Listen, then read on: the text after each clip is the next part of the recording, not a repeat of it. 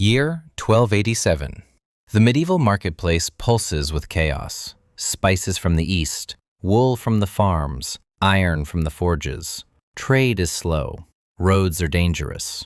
Wealth moves like molasses through the mud of Europe. Merchants haggle.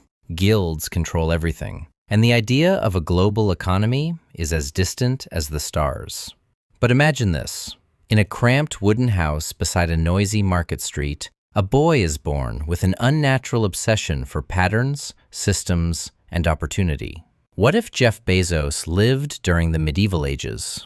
This isn't a story about money. It's a story about scale, in a world too small to contain it, where imagination meets economics, where ambition meets feudalism, where one man's vision arrives 7 centuries too early. This is Midnight Hypotheticals. Trade is primitive. Everything is local. Merchants travel for weeks to sell one cart of goods. There are no banks, no logistics, no standardized prices. The church controls truth. The crown controls land. Guilds control every trade. It's a world without efficiency, without scale, without acceleration. A world where ideas move slower than caravans. And into this rigid, suffocating system, a mind is born that refuses boundaries. Bezos grows up surrounded by goods, spices, timber, grain, fabrics. But he doesn't care about selling. He cares about organizing. He memorizes which routes bring profit, which caravans fail, which merchants cheat, which customers always return. He sees inefficiency the way others see mountains, a problem begging to be defeated.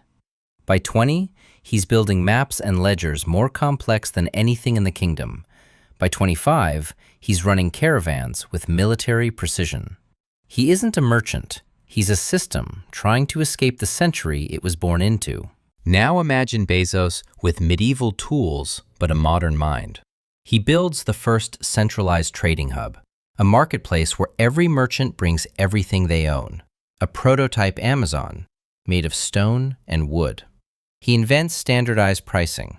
No more haggling, no more chaos, just predictable profit, centuries before economics exists.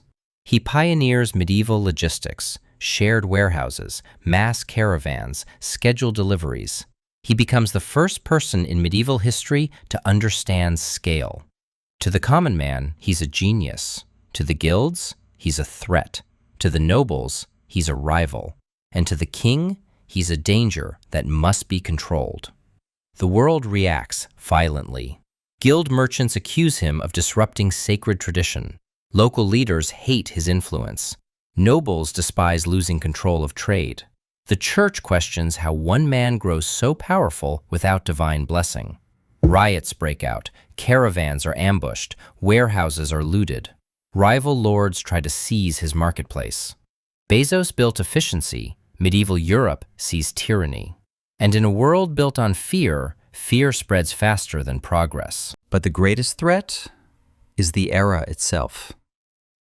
Limitation number 1, no infrastructure. Roads fail, caravans halt, goods rot. Limitation number 2, no safety. Bandits steal everything that moves. Limitation number 3, no legal protection. Kings own wealth, merchants own nothing. Limitation number 4, ideas too early. The world doesn't understand scale, it barely understands numbers. Bezos isn't defeated by rivals, he's defeated by time. He built the 21st century inside a century that collapses under it. The backlash is devastating. His warehouses are raided, his trade routes are seized. His followers scatter, some in fear, some in loyalty. Rival lords demand his death. The king issues a decree. No man may control trade without the crown's blessing. Bezos flees in the night, with a handful of loyal men, vanishing into the forest beyond the kingdom. Some say he escaped east, forging alliances with foreign empires. Some say he was captured on the road. Some say he burned his ledgers to keep knowledge out of the wrong hands. What truly happened dissolves into rumor. This is where history ends and the legend begins. Decades later, monks write about a merchant who built a kingdom of trade without a crown, a man who organized chaos until the chaos swallowed him.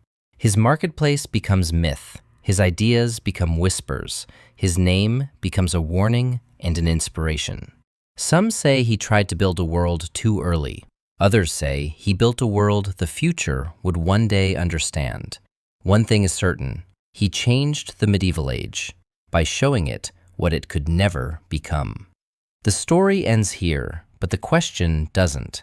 If Jeff Bezos lived during the medieval ages, would he have built an empire or become a threat to one? Tell me what you think in the comments. Would ambition rewrite the kingdom or be erased by it? Hit subscribe, turn on notifications, and don't miss the next Midnight Hypothetical, because the next question might keep you up tonight.